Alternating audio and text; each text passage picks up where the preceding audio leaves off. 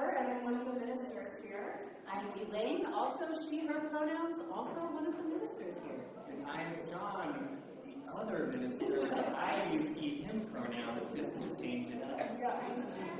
We're delighted to be leading worship this morning with our incredible music team. We got Kara and Julie, and soon you'll hear our soul singers.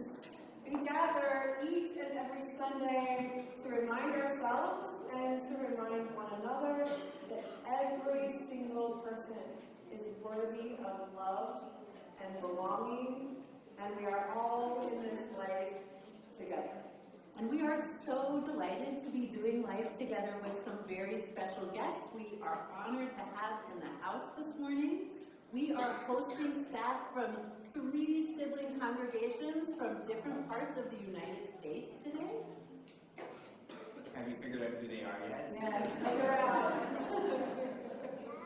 We're welcoming our colleagues from Whiteberry Union Church in Minnesota, the Unitarian Universalist Church of Arlington, Virginia, and First Unitarian Society of Milwaukee, Wisconsin.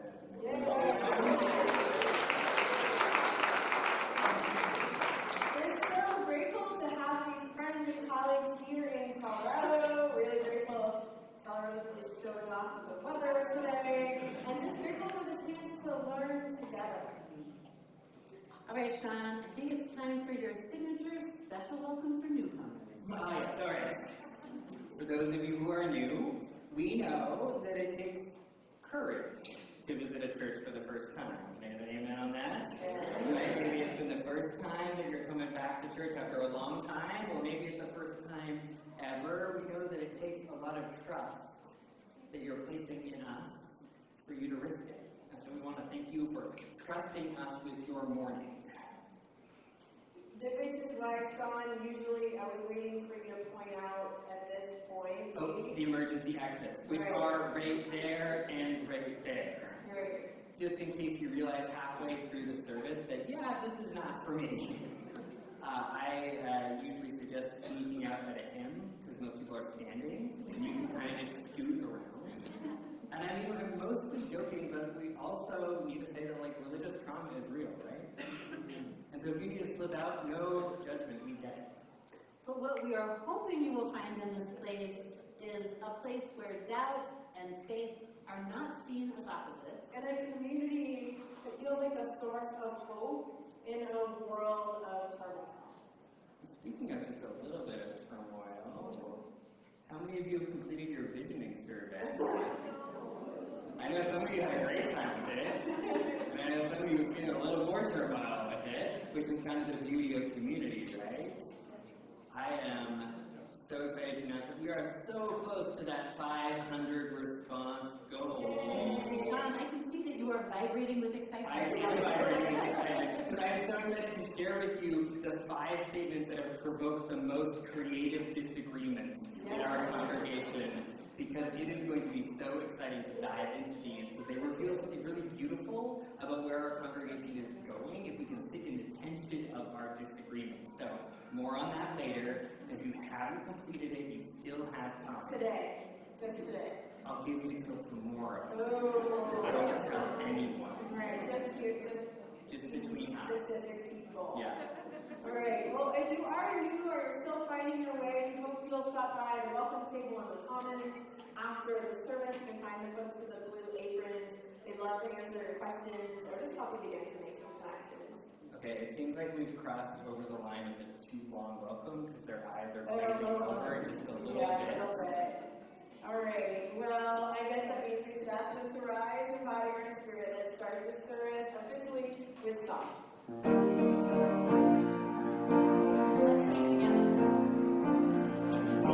This house we live love.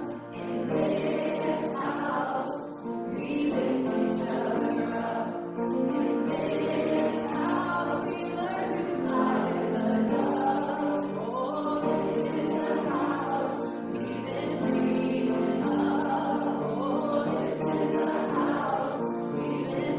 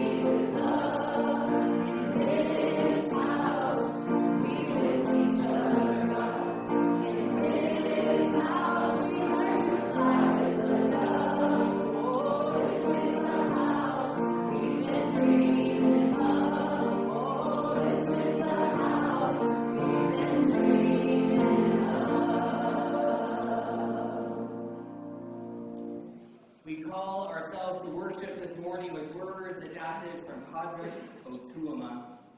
In the name of goodness, of love, and of broken community. In the name of meaning, of feeling, and I hope you don't screw me. In the name of darkness and light and unpractical twilight. In the name of mealtimes and sharing and caring by firelight. In the name of forgive and forget, and I hope I get over this. In the name of fathers and mothers and unholy spirits. In the name of beauty and broken and beaten up daily. In the name of seeing our creed and believing in maybe. We gather here, a room full of strangers, and speak of our hopeland and talk of our danger, to make sense of our thinking, to authenticate lives, humanize feeling, and stop telling lies. In the name of touch-up and break-up and breakdown and weeping. In the name of therapy and Prozac and cold-hearted breathing. In the name of sadness and madness and years since I've smiled. In the name of the unknown, the alien, and the holy in exile. In the name of the named and the unnamed, and the names of the nameless. In the names of the prayers that repeat, I wish I could change this. In the name of goodness and kindness and intentionality. In the name of harbor and shelter and family. In the name of all that is here and all that might be, come, let us gather and worship together. We're going to light our chalice, and our friends from Milwaukee did such a good job at the first service. And then we were going to invite our friends from White Bear to come and do it the second service, but you were just so ready to there. So now we're going to have a cage fight battle with fire. As we light our chalice, will you join with me in the words of our covenant that begins with the word love? Love is the spirit of this church, and service is its law. This is our great covenant, to dwell together in peace, to seek the truth in love, and to help one another. Does anyone here know how long we have been saying that covenant here at Foothills? 120 years. Oh my gosh, we're so close. We might be crazy. That's so close. A really long time. Since it started. That is correct. What year did we start? 1898. Oh, we're so quick for those history here. So a really long time. That covenant has been said here as people gather different versions of us, sometimes a little smaller than this. And each of those times, that covenant reminds us of our promise to care for each other in partnership with the spirit of love that is at the heart of this congregation. Through all of life's joys and life's sorrows, and especially in the ways those things tend to arrive all at once in this tangled blessing of life. So when we gather here together on Sundays, we bring with us like all the good stuff, all the hard stuff, all of it together, and then we hold it together with love. It's a practice each week that reminds us to then move out into the world and meet whatever we find with that same love. This covenantal practice reminds me of a practice that was taught by a great spiritual teacher, also a long time ago, even longer than 126 years ago, the spiritual teacher Julian of Norwich. She taught in the 14th century, and one of the things she taught was a prayer. It's a body prayer, though, not a prayer with words. So rather than the covenants of practice that reminds us with words, this is something we can hold in our body to remind us of some of the ways we can partner with that spirit of love, whatever comes. So I want to invite us now to learn this posture, this prayer together, and practice it together. So it has 4 simple postures and intentions as you move through. Okay, so the first one, and you can do this with me. Usually it's helpful to do this prayer standing, but I'm ready to sit today just so everybody can see, okay? but this, if you practice it at home, which I hope you do, you'll stand up because it helps you really embody it. So the first is just to put your hands by your side, open them up. That's a posture that says, is a posture of await. We await love's presence, however it might come. Await. And then the next one, you reach up with your hands open. Say, maybe take a breath. That's allow. Allow.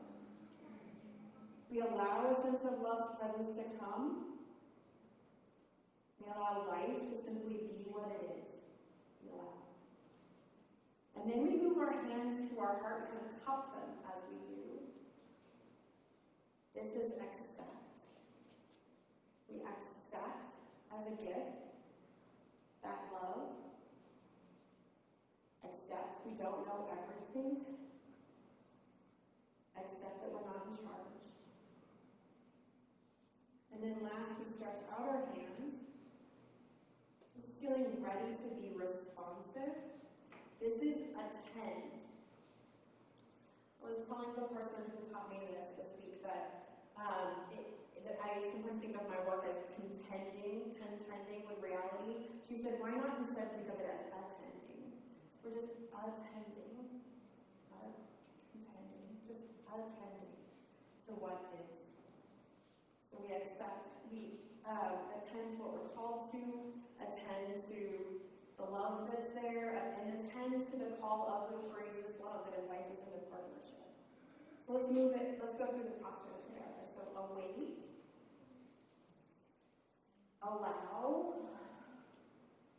accept, attend. Do it one more time.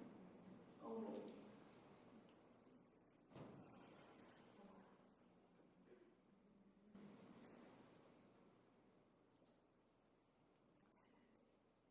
I'm going to invite Elaine forward. She's going to share the prayers of our community that we're holding, invite us into prayer. As she does, I'm just going to invite you to practice that await as a reminder. We're just awaiting love's presence as we receive these prayers. Spirit of courageous love, we arrive here with all of the stories of life on our hearts. Our love is with Anne-Marie Ford as her mother enters hospice care. We celebrate with Calix Hill, who passed the bar exam and has been sworn in as an attorney. Our hearts are with Jerry and Patty Olson as Jerry recovers from 2 strokes. We're also holding in our hearts Amber Lamb, whose cousin Brianna Hill Volner died this week. We mourn the loss and celebrate the life of John Cutzik, who died on October 1st at age 89. And our love is with John's wife, Jennifer. May love and comfort surround her. For all these prayers named aloud, and for the joys and sorrows that remain in the silence of our hearts, may all of us feel held in the compassion embodied in this gathering. Let's move through the prayer again together. So,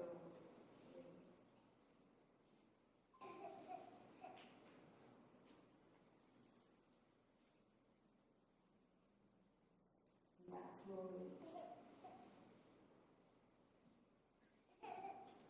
For all the places where we need forgiveness, may we do the work of repair and of healing. For all the ways we fail each other and we fail ourselves, may we be restored to a new wholeness and trust, held in the transforming power of a greater love. May we await love's presence, allow love into our lives, accept all of its gifts, all the ways we do not know everything, and attend to its call, wherever it may be.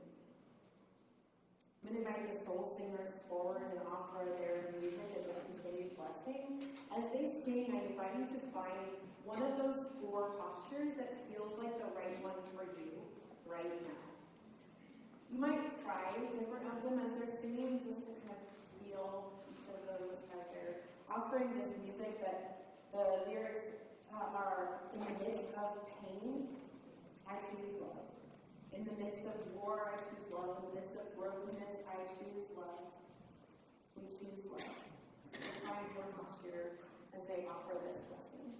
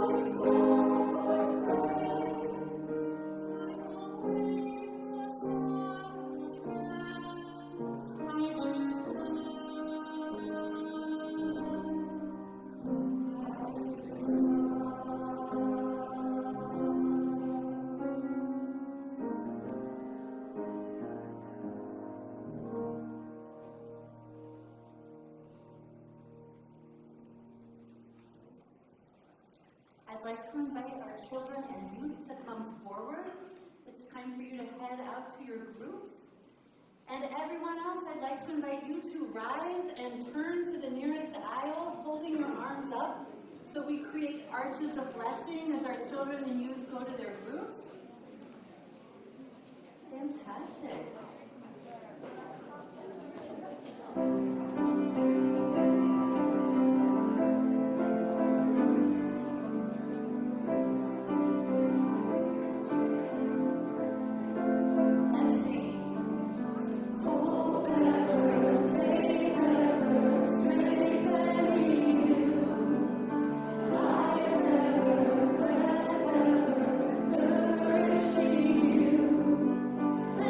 Everywhere.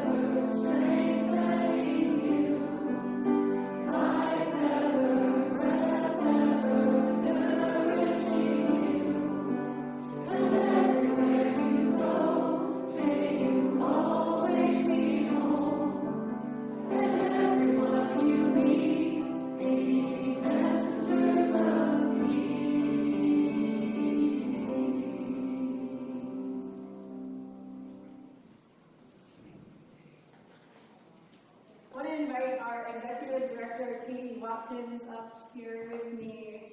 Many of you know Katie through her role in finance or fundraising. You definitely don't avoid her at all, so we appreciate that. But actually, you might not know about some of her other work here, including her key role overseeing our safety and our risk management. Those questions are at the heart of the story that Katie and I want to share with you today. Last December, we were preparing for our second annual Drag Christmas. The first year had been a joy. It had been bold, funny, tender, and it was ours. We were able to reimagine the Christmas story by centering queer and trans voices and local drag performers. We had thought about security. We were thoughtful about having guards and protocols and briefings. We knew it was important. But last year, something changed. A familiar, local, anti-LGBTQ agitator we had already heard from in the past. She had already targeted Foothills and Reverend Sean, resumed her attacks.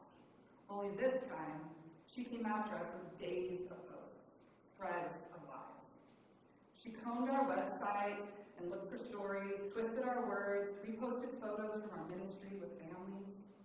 She called Reverend Sean a pedophile. She called me a covert operator in the trans cult. I can't fully describe for you what it feels like to read your name on someone's vitriolic post. But the response is all in your body. You think of your kids, your family, all the kids. All these scenarios start running through your brain, worst case scenarios over and over again. My professional role in the moment was risk management. So I went into triage mode, assess, analyze, act. How real is this danger? What are the vulnerabilities? And what decisions do we need to make? So before I was even hired here in 2012, in the very first interview I had with members of this church, we actually talked a lot about risks. The search committee at the time told me that the church was then heading into a lot of big transitions. They said there's no guarantee how any of this is going to turn out. So they shared that and they said, so, what do you think about all of this? And I said, oh, well, good thing I have a very developed theology of risk. They kind of laughed like that was some shorthand answer, but I said, I explained that the phrase comes from theologian Sharon Welch, who contrasts. She uses this phrase, theology of risk, or an ethic of risk, with a theology or ethic of control. See, most of us try to minimize uncertainty. We try to make sure that everything is under control, but operating from that kind of control and ethic of control often depends on domination and coercion. A theology of risk, on the other hand, it reminds us, it connects us back in with a sense of agility, creativity, duty, collaboration, and purge. That's beautiful. But it doesn't really help me with what to do in my body. Right. What do you do with the actual panic? The what if? Yeah, it's not easy. It doesn't make all of that go away. It means that living from an ethic of risk requires an intentional and regular practice, a spiritual practice that that need to live in your body. Because that fear that you're describing, that panic, it lives in your body. So something like the body prayer that we just moved through that can reconnect us with the presence and partnership of love, something that calls us to something greater, that partnership of courageous love.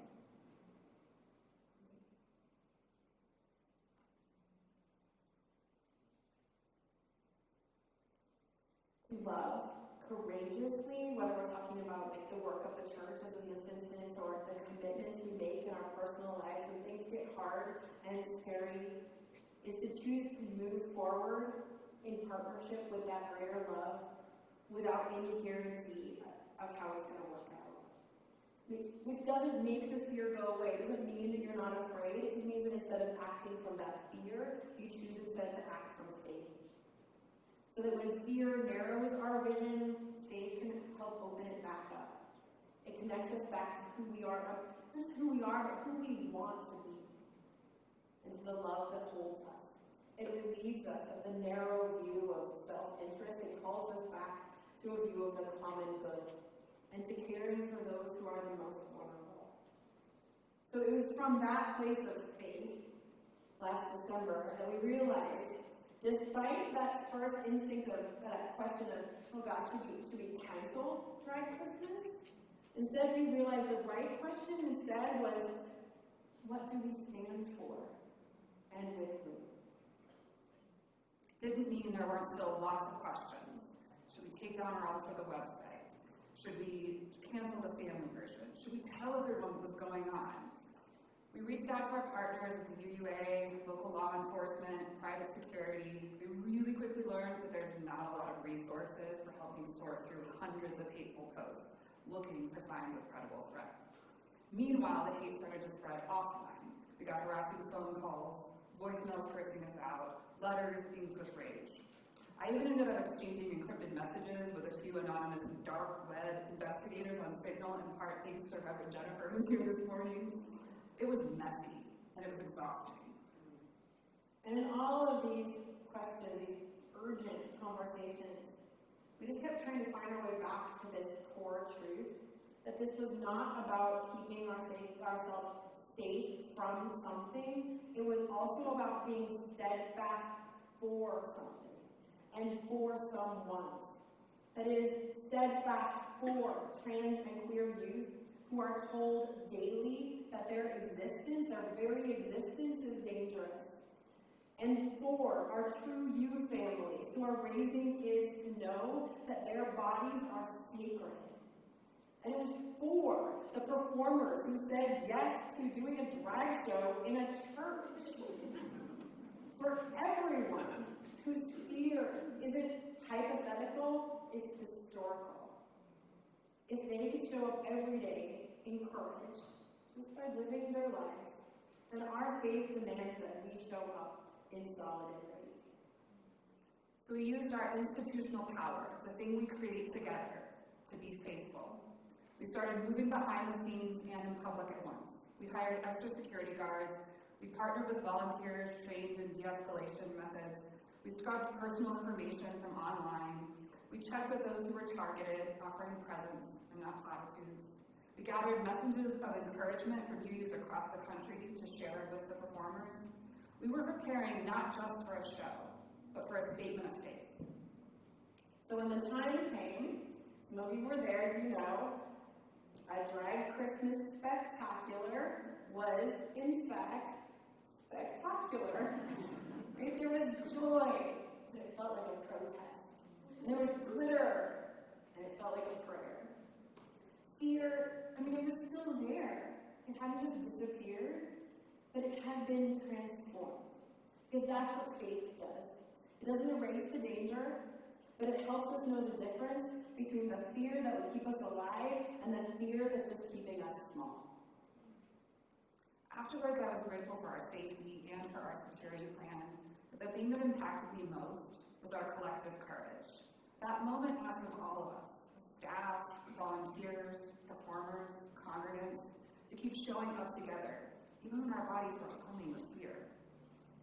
Since then, I've learned a lot about bodies and courage. Remember when I was growing up in evangelical Christianity, I was often asked the question, if God came to you and asked you to deny your faith or lose your life, what would you do?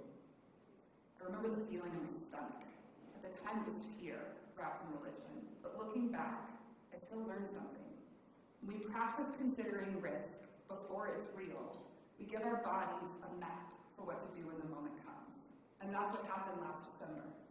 Because of the values that we've built in this community, a community centered in Unitarian Universalism and in partnership with courageous love, we were able to act from faith and not panic. It's a unique kind of courage we make together. Like fear, it does live in the body before we even fully understand it, before it becomes an idea. It says, yes, we're afraid, but we are more than afraid.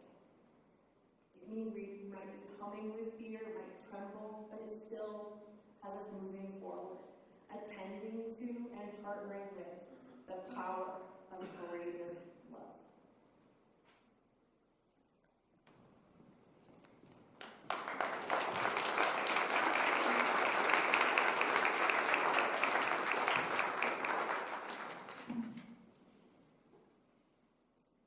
In the name of goodness, of love, and of broken community, in the name of meaning, of feeling, I hope you don't screw me. In the name of darkness and light and ungraspable twilight, in the name of mealtimes and sharing and caring by firelight, we gather here, a room full of strangers, and speak of our hope plans and talk of our danger, to make sense of our thinking, to authenticate lives, to humanize feelings, and to stop telling lies. When I read what Katie and Gretchen were going to say, and when I heard it again today, there was one line that stood out for me. That moment asked all of us, staff, volunteers, performers, congregants, to keep showing up together, even when our bodies were humming with fear. I know my body was more than humming with fear. And I'm curious what was happening in your body while you were listening, or what's happening now, how worried you are, how caring you are. Because I'm willing to bet somewhere in the story you felt something. Something happened in your body, and I'm curious what you did with that feeling.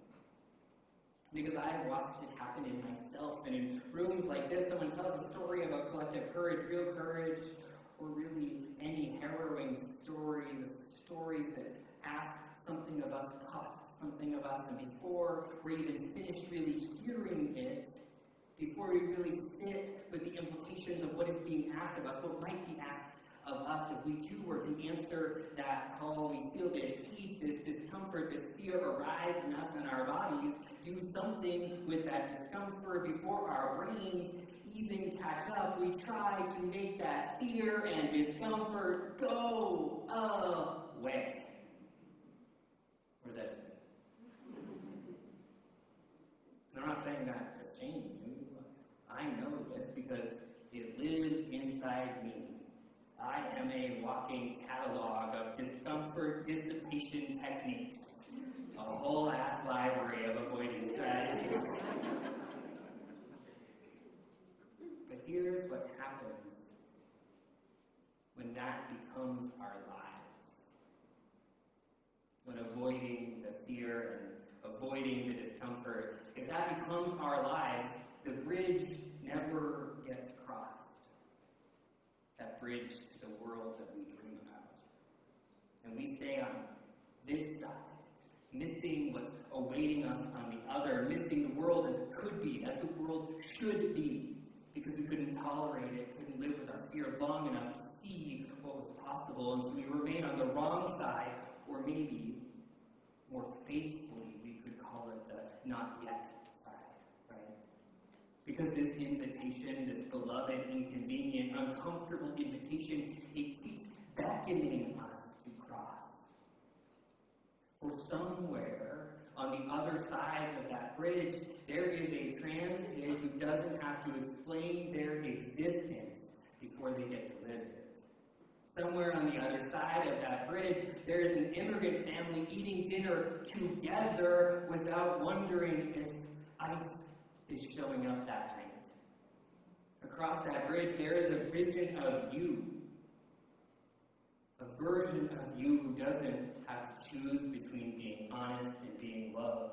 Across that bridge, there is a world where we quit mistaking silence for peace, where love and fury can live in the same house, in the same conversation, in the same heart, where your discomfort can actually be transformed into the down payment on someone else's tomorrow, where the old grammar stops working, where ally and enemy lose their definitions, where we find a new language for what we are to each other that doesn't need a villain to make it make sense. Our discomfort isn't the enemy. It's not the thing we need to vanquish. Our fear is often the most honest thing in the room. Our fear might be nothing other than an invitation to solidarity with our name on it. Our discomfort might be an insistent reminder of the exacting price of trying to make others comfortable with our existence. Our fear isn't the enemy. It's not the thing we need to vanquish. It's trying to tell you something about where you are, about what you've been taught to protect, about what bridge you are standing at the edge of, and whether you're willing to cross it, and who is willing to cross it with you. Last week, someone came up to me after the service. We were standing over there in the commons, and she turned to me and she said, "You know, sometimes when I wake up in the middle of the night, I think about you and I worry about your safety." And before I could even think, my body did that thing. It first tried to deny or downplay the not so secret worry that I worry about that too. It all started about 5 years ago in targeting. Just comments on my activism, fair game. I got the price of admission for doing this work in public, and then it got increasingly personal about my queerness, about my husband, about our kids, photos of our family, my connection to friends and community and the beautiful work we get to do together. Last year, the UUA did a search of who was getting the most targeted hate amongst Unitarian Universalist ministers, and it turns out that me and Reverend Sarah Wall in Boise, Idaho were top on that list. Not the list I want to be at the top of. It's strange to be the target of such online hate. Strange to know that someone who lives 10 miles from my house has made it her project to project all this upon it. Strange to know her name. Strange to feel compelled at times to check in on her, like taking a stab. Like my nervous system needs to know, what's she doing now? Is she escalated? Is she calm? She got stuck in a snowstorm the other day, and I don't know how to feel about that. And the word pedophile shows up in your mentions. You don't know if it's from a bot account or from a real person. Either way, my nervous system can't really tell the difference. And it tries to deal with all of this by doing its best cerebral thing, turning itself into the best little statistician, creating spreadsheets in my mind of threat levels, as if my body would just calm down if I just had better data. You ever try something silly like that? Nothing silly about it. My body felt like it was being hunted. Even when my spreadsheet said statistically unlikely to result in physical harm, you probably know which one's shutting up at night. A friend, also targeted by the same person, we have a little group chat, reminded me that they are strong in the tweets and weak in the streets. And I know that. And I know that. And it is true, but I still can't help and can't tell if all of this I'm being paranoid or prudent. Here's what I really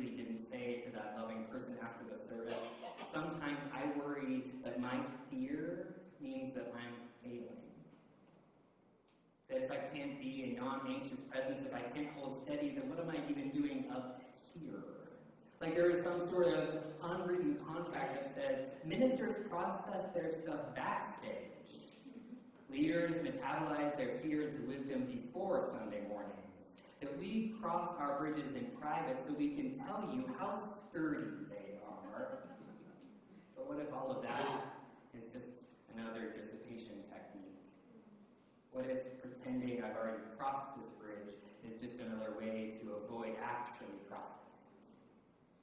We gather here, a room full of strangers, and speak of our hopelessness and talk of our danger, to make sense of our thinking, to authenticate lies, to humanize feeling and stop telling lies. Because you probably know this feeling too.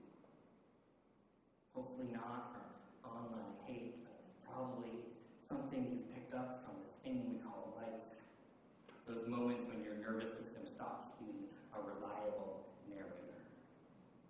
When the diagnosis makes every twinge feel terminal. When the breakup makes every text feel like a threat. When the layoff makes every expense feel like the edge of danger. Or maybe in these days, when every headline feels like a harbinger of the end times. When you can't tell anymore what's actually dangerous or what just feels dangerous. And here's what in those moments teach us. When our bodies are humming with fear, when we can't calculate our way to certainty, it teaches us that we were never in control anyway. Right? Not really. Not of the outcomes, not of what happens next, not of who stays safe and who doesn't. And there's pain in that, but there is something that it can teach us, which is the one thing we can control, is are we going to hold each other's hands as we try to cross this bridge together? Are we going to hold each other's hands as we try to cross the bridge of our discomfort and our fear towards that world we dream about? We can't control what happens when we try. We can control if we try to go there together. That's kind of it. That's the sermon in a nutshell. You can stop paying attention now if you're that type of person. You can't know if it's safe. You can know if you're alone. You can make it your mission that someone else doesn't feel alone. And we need each other when our bodies are humming with fear. We need each other in that fear, in those moments with laughter and delight, because something about courage is contagious. Our fear might be the only honest thing in the room. It might be the closest invitation to solidarity we've ever received. What are we going to do with that? Because when our bodies are reacting to discomfort or fear, it's being protective of something. But that something is not always something that's rightfully ours to protect. The Irish poet, Dr. Gotuma, who we've been speaking into this service, has spent years mediating conflicts in Northern Ireland. Literally I can't tell if this is dangerous territory, right? And he noticed something. Too often in conflict, he said, we default to assuming the power is split 50-50 between one side and the other. But this is almost never true. Usually in every conflict, one group has 90% of the power, and the other group has 10. And the group with 90% of the power almost always cannot see the power that they intrinsically hold. And despite holding all of that power, having all of the cards, they often feel deeply and genuinely scared of the conflict. They are quick to mistake discomfort for danger. But the group with 10%, they know the difference between discomfort and actual danger. But they've lived without power. They've had to learn. They've had to survive. And when we come to the bridge of discomfort, Patrick says, often much more is asked from the group with much less power in order for them to allay the fears of the group who already have much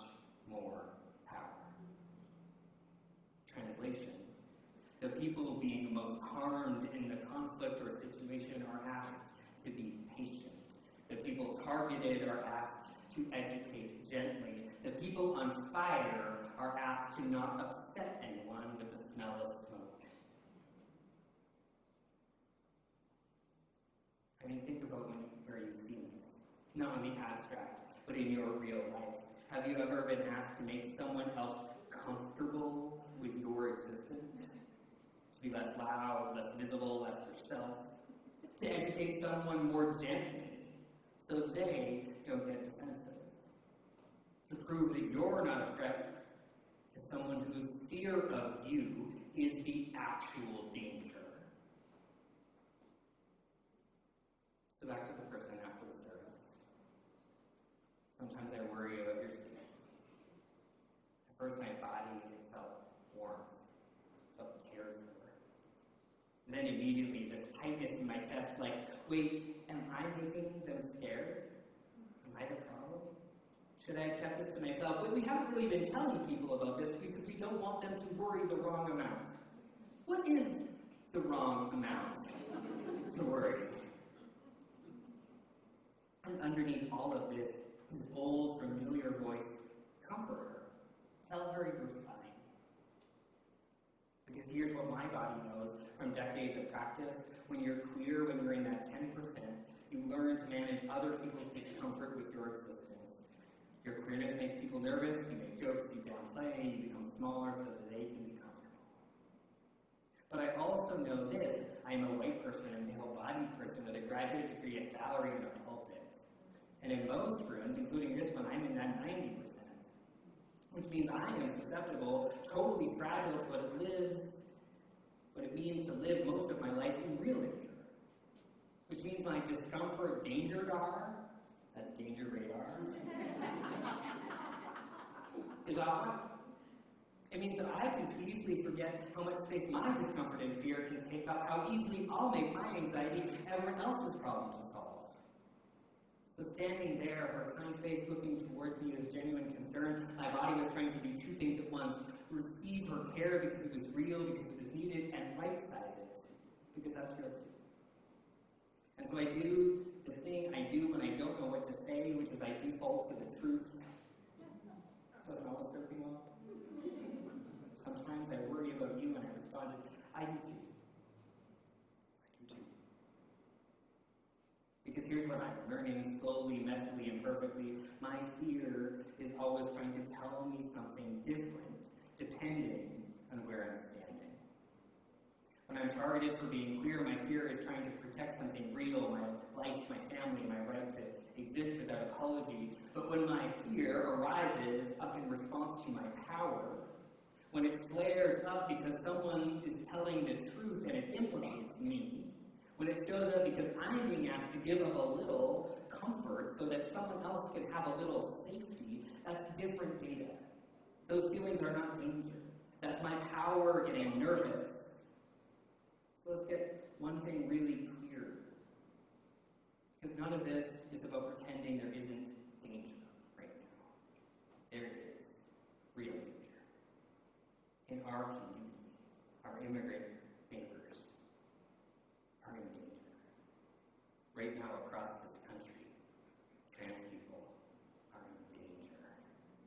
We have a government that is actively dismantling protections, targeting the most vulnerable, creating policy that's cruelty. That's threat. Real threat. Life and death threat. And that's happening here in our community, no matter how blue it goes. But most of us in this room, and I know many of you in this room, we're not dealing with that level of threat to our lives. At least yet. What we're dealing with, what we're afraid is maybe between us, might feel like danger, but it's actually just fear or discomfort. The conversation you're avoiding because it might get tense. The relationship we're protecting by not telling the truth. That heat that rises when someone names our complicity. And we mistake that heat for danger instead of conscience, which is what it is. But here's the thing about our universalism, our Unitarian universalist faith. It doesn't let us off the hook because it actually puts us all on the hook together. Our universalist faith says that justice isn't guaranteed, but justice is still worth everything. It says that some of us are safe today, but none of us are safe alone. It says that your feel is real. Real? That's different. That your fear is real, but the danger is realer. That you will learn to live with your discomfort, and you will learn it is not the end. That the bridges you're afraid to cross right now are maybe the only ones worth crossing. And that no matter what happens, our faith tells us you might as well love. You might as well. You might as well love. For our universalism knows that we need each other. We need each other to grant us the courage to say, keep the doors open. We need each other who will say to one another, I worry about you and mean it. The point that will point you to the bridge and testify to what is on the other side, reminding us that what's between us is actually magic, not the problem. That's universalism in practice. What keeps our feet moving when our bodies scream danger, and danger, run. So what is courageous love calling us to do? Not what keeps us comfortable, not what keeps us safe, not what lets us sleep without the smoke alarm of conscience. But what does this love, this fierce, inconvenient, uncomfortable, holy, fool love ask of us right now, in this moment? Here's what I'm going to ask you. Right now. Not someday. Not when you're ready. Not when it feels safe. Right now. I want to ask you, what bridge is your fear asking you to cross? And who is crossing it with you? And if you're not sure, how are you going to get sure? Because the danger in this time is real.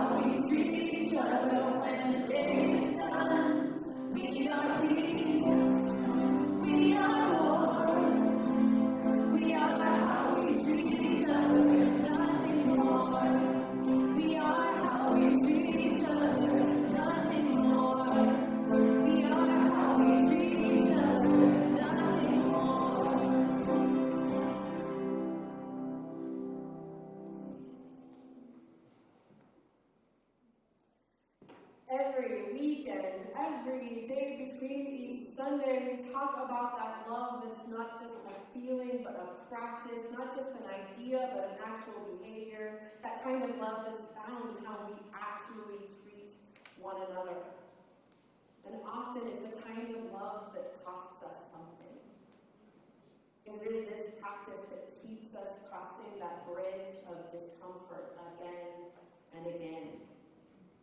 It is the same practice of love that meant that when the city called us a few weeks ago and asked, can Foothills host 58 unhoused men who have nowhere else to go tonight? Within hours, the men were here, safe and warm for the night.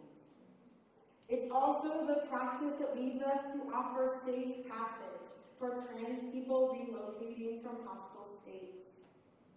And it's what leads us to walk alongside those simply seeking reproductive health care. And to stand for immigrant justice with our partners at Isaac. And when in recent months we saw food insecurity rising, the same practice is what meant that we didn't panic, we just started planning. This past June, we took an offering, you may have been a part of it, we just called it Future Food Insecurity Needs. And in response, you all gave over $10,000. Before we even knew what the need was going to be or how we need to respond. That kind of generosity, that kind of agility, plus our partnerships with the Larimer County Food Bank, our partnership with Project Protect, which is in partnership with all local dairy workers, and with Church World Services to help us connect with local immigrants. All of this has grown into something that we're officially launching today, which is the Foothills Food Security Fund. This fund will let us respond quickly to the simple fact of people being hungry. Like right now, as we support families connected to Foothills who have lost their SNAP benefits as of yesterday. And also to respond to dairy workers and immigrant families who right now cannot safely access food. And also for Foothills connected folks who are just more generally connected by the ongoing federal shutdown. So if you or someone you know needs help to simply eat, you can use the QR code that's right there on the screen to fill out a little form, and then this fund will ensure that we can respond. And this is just the beginning.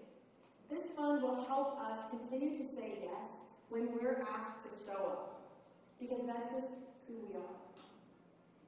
And here's the thing. We only get to show up like this because of something that is quieter, something most people aren't really even all that aware of. Maybe we don't talk about too much here on Sundays, but it is that steady, faithful part of the work, which is the pledges that people make that sustain our mission every day. So pledges are the promises that we make, that people make, to make gifts to support our programs and ministry all year long. They are what make up most of our income to support our mission and our budget. They're what made it possible that we were here last June to start off this food security fund, to think ahead, to make plans, to not panic. They are what make all that we do, all those lists of things that I described, they are what make those things possible, and they're simply what make us possible. So today we're kicking off our pledge drive for 2026 in a campaign we call Build for Belonging. Now this is more than a fundraising campaign. It is our commitment that we make together to sustain a community of courageous love in these uncertain times. Our Generosity Builders team has set a goal. It's a modest goal of raising $1 million. And thanks to early pledges, we are already about 40% of the way there. As of the first day of the campaign, so that's very good. Between now and the end of November, we're asking everyone who's connected to Foothills to join in this effort. And it's to make a pledge as a partner, as a co-owner in making this mission possible. And when you consider your pledge, pledge, we hope you'll find a level that is still generous and good to you. Because we know that everyone's capacity is different, and generosity is going to look different for everyone. If you're able, we invite you to aim for pledging at 5% of your income. And as you give 5%, we're making a commitment that we together will give 5% too. Which is that 5% of everything that ends up being pledged for 2026, we will set aside to directly go to this new food security fund. So that means if we reach our pledge goal, that will mean $50,000 set aside to keep ensuring that our neighbors have the food that they need. This is what it looks like when we make ourselves a little bit less comfortable so that all of us can be a lot more safe. You can make your 2026 pledge using the QR code that's on this screen or in the seat back pockets. There's little cards that say built for belonging. You can use that. We ask you to make your pledge before the end of November, and then your giving begins in January for 2026. For today's offering, and throughout the month of November, everything that we give, whether in the basket, or through the Church Center app, or through the QR code, this one, and multiple QR codes today, those will be shared, all of that giving will be shared equally with this new Foothills Food Security Fund, and the mission that holds all of us to unleash courageous love in northern Colorado and beyond. We will now gratefully receive your generous offering.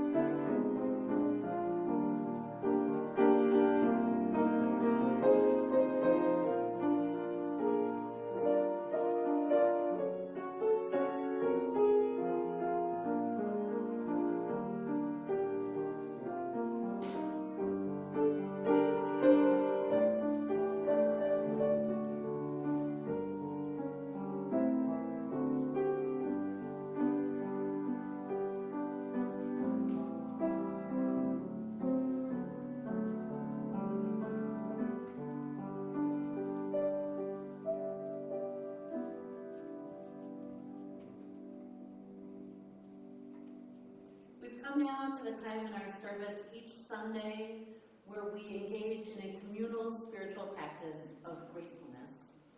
And this practice we know is not about just shoving down and denying what is hard in life and pressing the happy button, but this is a practice of acknowledging that alongside the inevitable pain of being human, that this too is true, that also we have these things to be grateful for. So I want to invite you to open up your heart and invite in those gratitudes. Notice what you're feeling grateful for this morning. Something big, something little. And in this practice of gratefulness, you might consider your personal bridge, that bridge guiding you towards the world that we dream about, that bridge where we encounter fear and discomfort, and to notice who is alongside you on that bridge. Maybe it's this Foothills community. Maybe it's a wisdom teacher in your life, an ancestor, a mentor. Maybe it's somebody who's encountered you and reflected back to you in its fullness, your deep belovedness. But notice who's alongside you, who you're grateful for. And whatever it is, whatever gratitude you notice beautiful thing or a whole bouquet of gratefulness, I invite you to let that energy in and to rise in body or in spirit to join in our closing song today.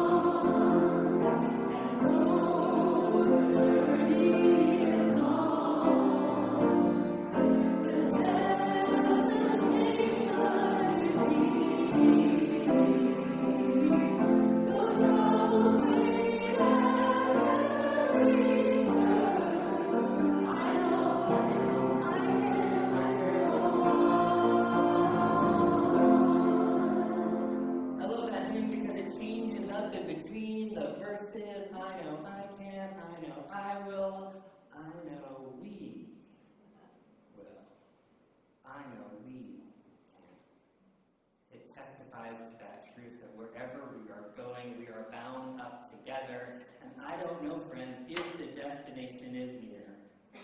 Sorry. But if you go, it gets a lot